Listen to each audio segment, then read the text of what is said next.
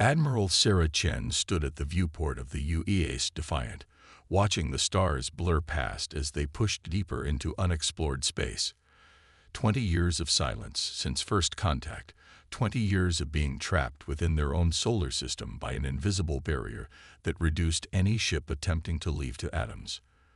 They'd called it the Veil, this seemingly impenetrable force field that had appeared without warning or explanation. Until today. Admiral, Lieutenant Rodriguez's voice crackled through the comm. We've got another reading. Same signature as the breach. Chen's jaw tightened. 3 days ago, something had torn through the veil like tissue paper, leaving a temporary gap in humanity's prison. Whatever had done it was bleeding radiation and limping through space like a wounded animal. The UN Security Council had made their decision quickly. This was humanity's chance to finally break free. Status of the target? Chen asked, already moving towards the bridge. Still holding course for Saturn's rings. Energy emissions dropping steadily. Whatever it is, it's dying. The bridge hummed with tension as Chen entered. Holographic displays showed the mysterious vessel, sleek, organic-looking, unlike anything human engineers had conceived. It was easily twice the size of the Defiant, but the damage to its hull was extensive. Something had taken massive bites out of its structure. Life signs. Confirmed. Rodriguez nodded. But they're fading. Medicals standing by in the hangar. Chen studied the tactical display. The breach in the veil was already closing, but they'd made it through. The first human vessel to leave Sol in 2 decades. If they could save whatever was in that ship, maybe they'd finally get answers about their imprisonment. Take us in close. Prepare the rescue teams. The Defiant glided through Saturn's rings, ice particles glinting off its hull as they approached the alien vessel. As they drew closer, the damage became even more apparent. These weren't weapon impacts. Something had been trying to eat its way inside. Admiral, the sensor officer called out, we're picking up a transmission. It's in English. Chen's blood ran cold. Put it through. The bridge speakers crackled with static before a voice emerged. Synthetic, halting, but clear. Human vessel, we seek asylum. The Concordat, they were wrong about you. Wrong about everything. We need the Deathworlders. Deathworlders, Chen whispered. The alien transmission continued, growing weaker.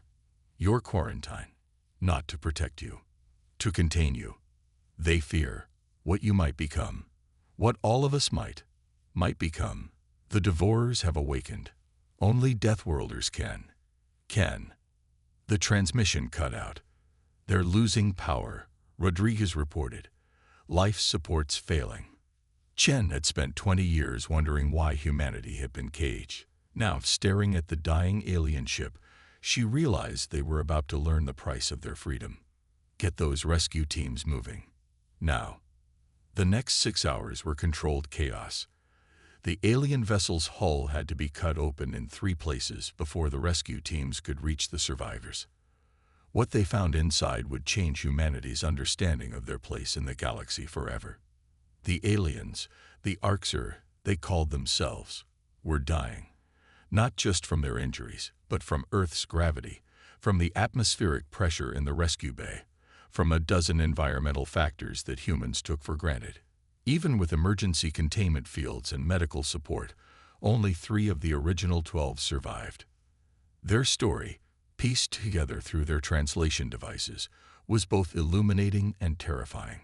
The galaxy was ruled by the Concordat, a coalition of species from garden worlds, planets with ideal conditions for life. Centuries ago, they'd discovered that species that evolved on harsh worlds, death worlds like Earth, developed differently. They were stronger, more adaptable, more aggressive. The Concordat feared them, quarantined them, prevented them from joining the galactic community. The Arxer were from a world slightly harsher than Earth. They'd been contained too, but they'd managed to hide their true nature long enough to develop interstellar travel. They'd lived in secret, helping other quarantined species when they could, until the Devourers came. They're not like anything we've encountered, the Arxer ambassador, Zexley, explained from within their containment chamber. Their serpentine body was wrapped in medical sensors, their scaled skin pale from blood loss. They consume everything. Organic, inorganic, doesn't matter. The Concordat's weapons are useless. Their garden world evolution never prepared them for something like this. And you think we can help? Chen asked, watching as human doctors worked to save the alien's life. We know you can. Zexley's multifaceted eyes fixed on her. We've been watching. Your primitive weapons, your brutal military doctrine, they're exactly what's needed. The Concordat's technology is more advanced, but they've grown soft. They don't understand violence, struggle, survival. Not like you do. Not like we do. Chen thought of the barrier around Earth, of 20 years of imprisonment. Why come to us? Why not the other Deathworld species? You're different. Zexley's translator crackled with static. Most Deathworlders turn inward, become isolated and xenophobic. But you looked to the stars. You dreamed of exploration, of contact, of cooperation. Even after the quarantine, you never stopped trying to reach out. That's what the Concordat truly feared. Not your strength, but your ability to inspire others to be strong. Warning klaxons suddenly blared through the Defiant. Rodriguez's voice came through Chen's comm. Admiral, we've got multiple vessels emerging from FTL. Concordat signatures. They followed the Arxer's trail. Chen looked at Zexley, whose eyes had widened in fear. They'll kill us all, the alien whispered. They'd rather see us dead than let Deathworlders unite.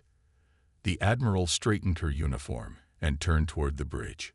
20 years of imprisonment. 20 years of questions. Now they had answers and a choice to make. Lieutenant Rodriguez, she commanded, send word to Earth. Tell them everything. And then ready our weapons. The Concordat wants to see what Deathworlders can do. Let's show them. The Defiant's engines flared to life as humanity prepared for their true first contact. Not as prisoners, not as savages to be contained, but as warriors about to break their chains. The galaxy had tried to cage them. Now it would learn why that had been a mistake. The Defiant's mess hall had never been designed to accommodate alien life forms. Yet here they were, representatives from 7 different species, all gathered around hastily modified tables, all sharing the same desperate look in their varied eyes. Admiral Chen watched from the doorway as human crew members worked to adjust environmental controls for their guests' comfort. 2 weeks had passed since their encounter with the Concordat fleet. 2 weeks since they'd learned just how much their primitive technology could accomplish against the supposed masters of the galaxy. The Defiant's railguns had torn through the Concordat's energy shields like they weren't even there. Their point defense systems, designed to track hypersonic missiles, had no trouble targeting the supposedly advanced fighters. But it wasn't the victory that mattered most. It was what came after. The Concordat's greatest weapon was isolation. Zexley explained, their scales now healthy and gleaming under the artificial light. They kept us apart, made each quarantined species think they were alone. But your battle, the data spread through the hidden networks. Others saw. Others came. They had indeed. The Ket, massive creatures evolved from ambush predators, whose world's crushing gravity gave them strength that rivaled industrial machinery. The Vectri, insectoid beings whose harsh desert planet had taught them to build technology that could survive anything. The Mursk, who looked almost cute and furry until you saw their natural armor and retractable claws. All of them trapped, all of them waiting for a chance to break free. Admiral, Rodriguez called from the comm. New arrival coming through the breach. IF matches the Sarn representatives we were expecting. Chen nodded. The temporary gap in the veil had become permanent after their battle, though Earth scientists still weren't sure why. Every day brought new refugees, new allies, new stories of Concordat oppression, and new reports of the Devourer's advancing swarm. Tell me about your world, she said to the Ket ambassador, whose massive form required 3 reinforced chairs. Triple Earth gravity, the translator rendered his rumbling voice. Constant electrical storms. Predators that could eat your largest tanks. The Concordat called us monsters, said we were too dangerous to join galactic society. Now they beg for our help against the Devourers, even as they maintain our quarantine. They fear change. The Vectri ambassador chittered. Their perfect gardens made them static. They would rather die than adapt. But the Devourers care nothing for their traditions or their power. They only consume. Chen had seen the footage. Entire worlds reduced to barren rock. Every trace of civilization eaten away. The Concordat's energy weapons couldn't penetrate their shields, their diplomacy useless against mindless hunger. They needed new tactics, new technologies. They needed the very species they'd locked away. Show them, Zexley said suddenly, drawing everyone's attention. Show them what you showed me. Chen activated the holographic display in the center of the room. A simulation appeared. Earth designs merged with Ket materials. Vectri power systems adapted to human weapon platforms. Mursk stealth systems integrated into warship hulls. The Concordat thinks in absolutes, Chen explained. Their technology is elegant, refined, specialized. But we Deathworlders, we had to learn to adapt, to combine, to find solutions they'd never consider. Apart, we're dangerous. Together we're unstoppable. The Ket ambassador finished, understanding dawning in his 4 eyes. The ship shuddered slightly as the Sarn vessel docked. Another piece of the puzzle, another species ready to break their chains. But time was running out. The Devourers had already consumed 3 garden worlds while the Concordat debated policy. We'll need to move fast, Chen said, studying the tactical displays. The Concordat controls all the major shipyards, all the primary resource centers. We have limited manufacturing capacity, scattered forces. But we have something they don't, Zexley interrupted. We have the strength that comes from struggle. The innovation that comes from necessity. And now, thanks to humanity, we have unity. The doors slid open as the Sarn delegation entered, tall, crystalline beings that sparkled under the lights. Their world's radioactive storms had forced them to evolve silicon-based biology, another aberration the Concordat couldn't accept. Chen watched as the new arrivals were welcomed by the other species, saw the hope in their faceted eyes. The Concordat had spent centuries building walls between the stars, separating those they deemed dangerous from their perfect society. They never considered that those walls would become the foundation of their own destruction. Admiral, Rodriguez's voice came through again. We're receiving reports from the outer colonies. 2 more Devourer swarms detected. They're moving faster than before. The room fell silent. They all knew what was coming. The Concordat's garden worlds were falling one by one. Soon, the Devourers would reach the quarantine zones, would reach Earth. Well then, Chen said, turning to address the assembled ambassadors, we better make sure we're ready for them. Humanity's been trapped in its cradle for 20 years. I think it's time we showed the galaxy what happens when you try to cage a species that never stopped looking at the stars. The ambassadors nodded, determination replacing fear in their alien expressions.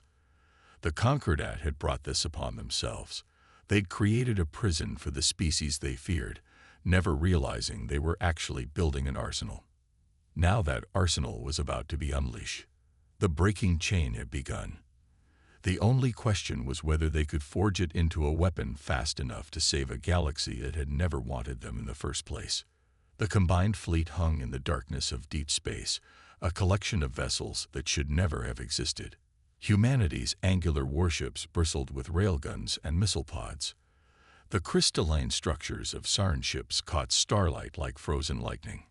Massive Ket dreadnoughts loomed like mobile fortresses, while swarms of dart-like Vectri interceptors danced between them. Admiral Chen watched from the Defiance Enhanced bridge as the final ships took their positions. The neural interface crown, Mer's technology merged with human cyber systems, allowed her to feel every vessel in the fleet as if it were an extension of her own body. Concordat Defense Fleet holding position at the Nexus, Rodriguez reported. 17 capital ships, 42 support vessels. They're demanding our immediate surrender. The Nexus, a massive space station that served as the heart of the Concordat's quarantine network, the source of the veil that had imprisoned countless species, and now, their first target. The Devourers have consumed 3 more garden worlds, Zexley said from their modified command station. The Concordat still refuses to acknowledge the threat. They'd rather fight us than face the real enemy. Then let's make this quick, Chen replied. She opened a channel to the fleet. All vessels, execute Operation Thunderbreak. The battle began with a signature of humanity's military doctrine, overwhelming force applied with surgical precision. The Vectri swarms struck first, their ships phasing through the Concordat's energy shields using technology they'd developed to survive their world's dimensional storms. They weren't attacking, they were delivering payloads. Ket boarding pods, carrying warriors who could fight in crushing gravity, smashed into the Concordat vessels. The Garden Worlders had never faced enemies who could simply tear through their internal bulkheads. Concordat fleet breaking formation, Rodriguez called out.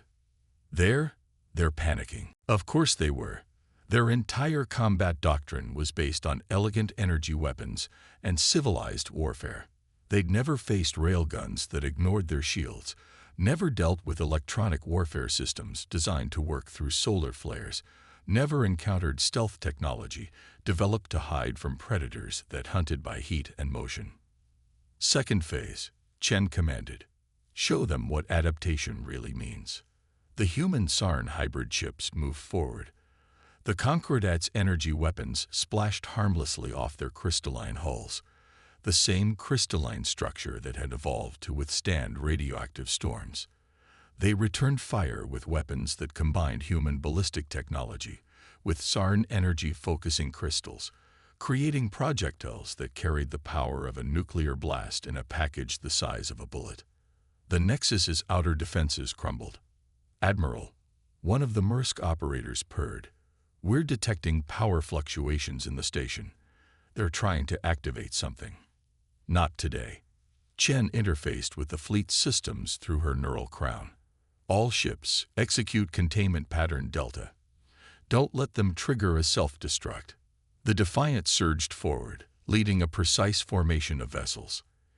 Each ship had been modified with technology from multiple species, creating capabilities the Concordat couldn't predict or counter. They'd expected savage attacks from uncivilized races. Instead, they faced perfect coordination, adaptable tactics and technologies combined in ways their rigid thinking couldn't comprehend. Concordat Admiral requesting communication, Rodriguez announced, surprise evident in his voice. Put them through. The holographic display showed a being that looked almost human, save for the iridescent skin and lack of hair. A Concordat High Commander. Their expression was one of utter disbelief. This is impossible, they said. You're Deathworlders. Savages. You can't possibly work together. Chen interrupted. Can't possibly combine our technologies. Can't possibly be more than what you decided we were. She leaned forward. You built walls between the stars, thinking you were containing threats. Instead, you forced us to become stronger than you could imagine. The quarantine was necessary, the commander insisted. Your species are too aggressive, too adaptable. You would destabilize the entire. A new alarm cut through the conversation. Rodriguez's face went pale as he checked the readings. Admiral, Devourer signatures detected. Massive swarm, approaching from the galactic core. They'll reach this sector in less than 48 hours. The Concordat commander's expression shifted from contempt to fear. No, our models predicted we had months before. Your models were wrong, Chen said flatly. Just like everything else you assumed about us. Now you have a choice. Surrender the Nexus, help us disable the quarantine network, and maybe we can save your garden worlds. or watch everything you built get consumed while you cling to your prejudices. The silence stretched for long moments as weapons continued to fire, ships continued to burn. The Concordat commander looked from screen to screen, watching as their perfect defenses crumbled before primitive weapons and savage tactics. "The Nexus is yours," they finally said, voice hollow. "But you don't understand what you're tampering with. The Quarantine Network. It's not just about containing Deathworlders. It's—" The transmission cut off as something massive emerged from hyperspace. A Devourer scout vessel, bigger than anything in their combined fleet. Its surface rippled like liquid metal, its very presence seeming to drain light from nearby stars. "They're ahead of schedule," Zexley whispered. Chen felt the fear rippling through the neural network connecting the fleet. But there was something else too. Determination. Anticipation. Every species in this fleet had evolved to face threats that should have killed them. Every technology they wielded had been born from survival against impossible odds. "All ships," she commanded, a fierce smile crossing her face. "Battle formation Gamma. Let's show this thing what happens when you corner predators from a dozen Deathworlds." The combined fleet moved as one, weapons charging, while behind them, the Concordat vessels slowly backed away. They were about to witness something their perfect society had never prepared them for. The true power of adaptation, cooperation, and the unrelenting will to survive that only those born to harsh worlds could truly understand. The real war was about to begin. Deep within the captured Nexus, Dr. Maya Patel stood before a holographic display that stretched from floor to ceiling. Data streamed past in alien scripts, translated in real time by the combined efforts of human AI and Sarn crystal matrices. What she was seeing couldn't be right. But the numbers didn't lie. "Admiral," she called through the comm, her voice tight with urgency. "You need to see this. Now." The battle against the Devourer scout ship had been won, but at a heavy cost.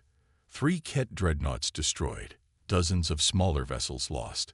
If a single scout could do that much damage, the approaching swarm would be catastrophic. Chen arrived minutes later, still wearing the neural crown that connected her to the fleet. Zexley slithered in behind her, followed by representatives from each allied species. The tension in the room was palpable. "Tell me you found something useful," Chen said, studying the streams of data. "Useful. Try universe-shattering." Maya gestured at the display. "The Quarantine Network isn't just a containment system. It's a suppression field. It's been actively dampening something in every species it imprisons." The alien representatives shifted uncomfortably as Maya brought up a new set of diagrams. They showed DNA structures, neural patterns, energy signatures that pulsed with strange rhythms. "Every Deathworld species has it," Maya continued. "A potential we've barely begun to tap. The Concordat didn't just fear our physical adaptations or our drive to survive. They feared what we might become." "What are you saying?" Chen asked, though her expression suggested she was beginning to understand. "The Devourers aren't just eating worlds," Maya explained. "They're consuming energy, information, patterns, and according to the Nexus data, they've done this before. Many times before, across many galaxies.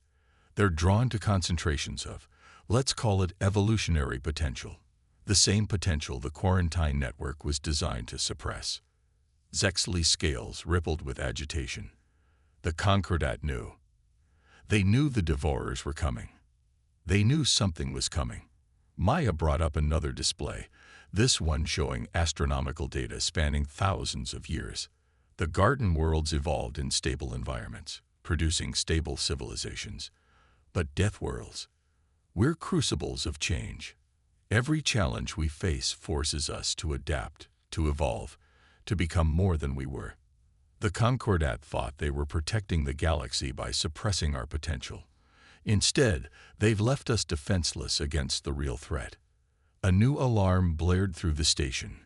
Rodriguez's voice came through the comm. "Admiral, we're detecting massive energy fluctuations throughout the Quarantine Network.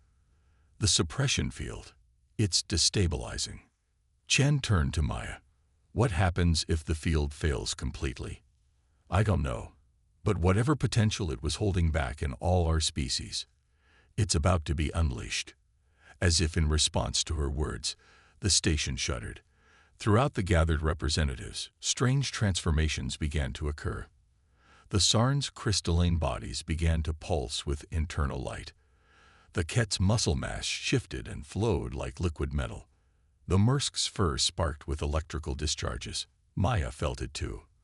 A sensation like static electricity dancing across her skin, like her mind was expanding to fill a space she'd never known existed. The neural crown on Chen's head blazed with new connections, linking not just to machines now, but to the thoughts and sensations of every being in the room. The garden worlders, Zexley gasped, their body writhing with newfound energy. They didn't just fear what we might become. They feared what we might awaken. Through the station's windows, they could see similar transformations affecting their ships. Human vessels pulsed with fields of force that shouldn't exist. Sarn ships merged into crystalline networks that defied physics. The very fabric of space seemed to ripple around them. "Admiral," Rodriguez called again, his voice shaking. "The Devourer swarm, they've changed course. They're accelerating, coming straight for us." Of course they were.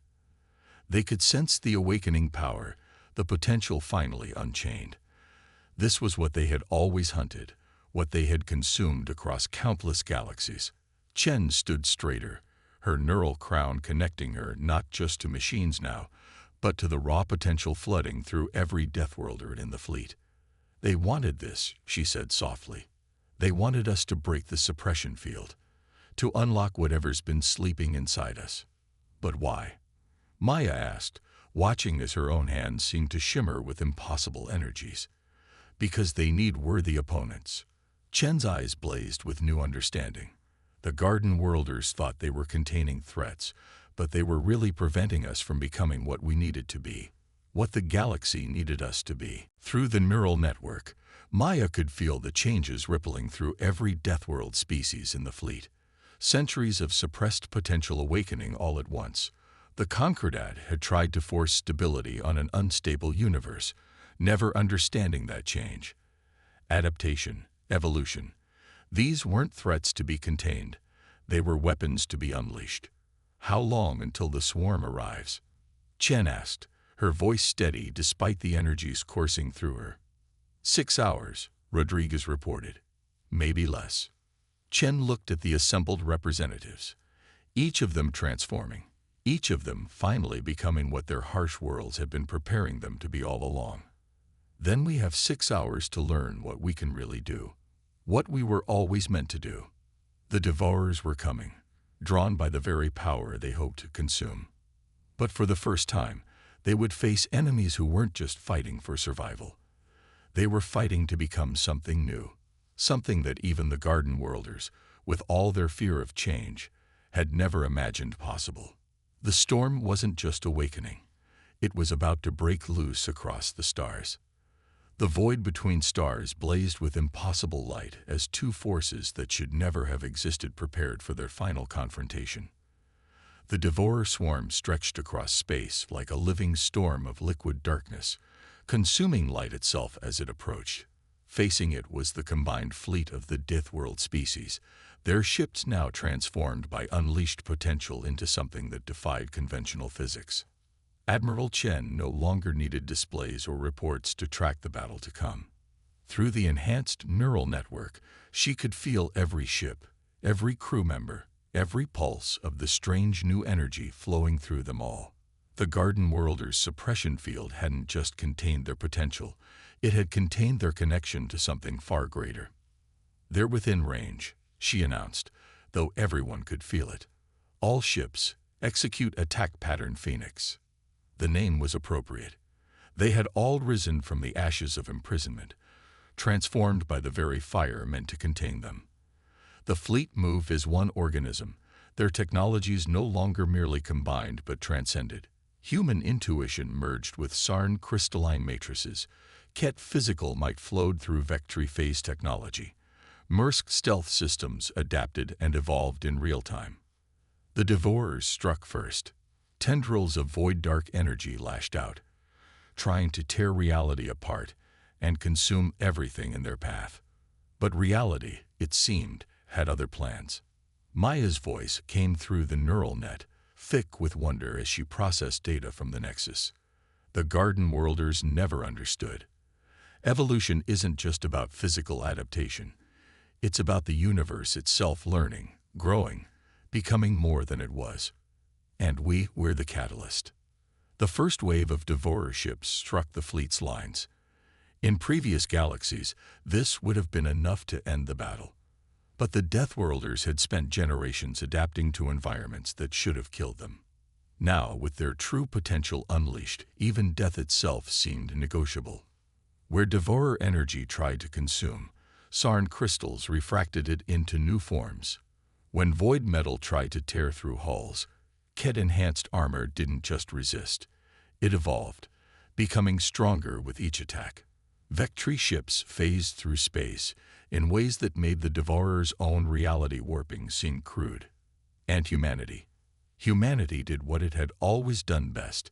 It adapted, it innovated, and it brought others together in ways no one had imagined possible. They're trying to concentrate their forces, Zexley reported, their serpentine form now wreathed in coruscating energy. Traditional swarm tactics. Chen smiled. Then let's show them something they've never seen before. All ships, initiate convergence protocol. Through the neural network, through the unleashed potential that had been sleeping in their genes, every Deathworld species joined in a symphony of evolution. Ships merged, energies combined, and the very fabric of space seemed to hold its breath. The Devourers sensed the change. For the first time in countless galaxies, the Hunters felt something new. Uncertainty. Their swarm pulled back, trying to regroup, to understand this new threat that didn't behave like anything they'd consumed before. They're realizing, Maya said, her voice filled with sudden understanding. They've spent eternity consuming evolved potential, but they've never faced it while it was actively evolving. They don't know how to fight something that changes faster than they can consume it. The Devourer swarm surged forward again, desperate now. But every attack they launched was met with a defense that hadn't existed seconds before. Every tactic they tried was countered by strategies that evolved in real time. The combined fleet wasn't just fighting. It was becoming something new with every passing moment. This is what the Garden Worlders feared, Chen realized, feeling the truth of it through the neural net. Not that we'd destroy their perfect, stable society, but that we'd prove stability itself was an illusion, that the universe requires change, evolution, adaptation to survive. The battle reached its crescendo. The Devourers, for the first time in their ancient existence, found themselves facing prey that refused to be consumed, that instead grew stronger with every attempt. The void between stars became a crucible of evolution, where every Deathworld species contributed to something greater than themselves. Humanity's determination and innovation. The Sarn's crystalline transcendence. Ket physical might. Vectri dimensional mastery. Maersk adaptive defenses. All of it combined, evolved, became more than the sum of its parts. The Devourer swarm began to break apart, not destroyed. They were too ancient, too powerful for that. But for the first time in their existence, they retreated. They had finally found something they couldn't consume. The active process of evolution itself. As the dark ships fled back toward the galactic core, Chen felt something through the neural net. Not just victory, but understanding. The Garden Worlders had created the quarantine to maintain their perfect, stable society. But stability, in a universe of endless change, was always an illusion. Send word to Earth, she commanded, though the neural net made verbal orders almost obsolete now. And to every Deathworld we can reach. The chains are broken. The potential is unleashed. And we're not done evolving. The transformed fleet hung in space, their very existence a testament to what was possible when adaptation and cooperation replaced stagnation and fear. They had faced the darkness that consumed galaxies, and they had done more than survive. They had evolved beyond it. The Garden Worlders had called them savages, called them dangers to be contained. They never understood that in a universe of constant change, the real danger was remaining the same. The Deathworlders weren't a threat to stability. They were the guardians of the evolution that every universe needed to survive. As the fleet turned toward home, Chen felt the potential still growing, still changing, still becoming more. This wasn't the end of their story. In many ways, it was barely the beginning. The Forsaken had become the saviors. The imprisoned had become the guardians. And the galaxy would never be the same again. Humanity had looked to the stars and dreamed of more. Now, along with their fellow Deathworlders, they would ensure that the galaxy never stopped evolving, never stopped becoming more than it was. The legacy of the Forsaken would echo across the cosmos, a testament to the power of adaptation, cooperation, and the unrelenting drive to survive. The stars blazed brighter as the fleet jumped to hyperspace, leaving behind a galaxy forever changed by the species it had tried to cage. The Deathworlders were loose, their potential unleashed, their evolution unlimited. And the universe itself seemed to smile.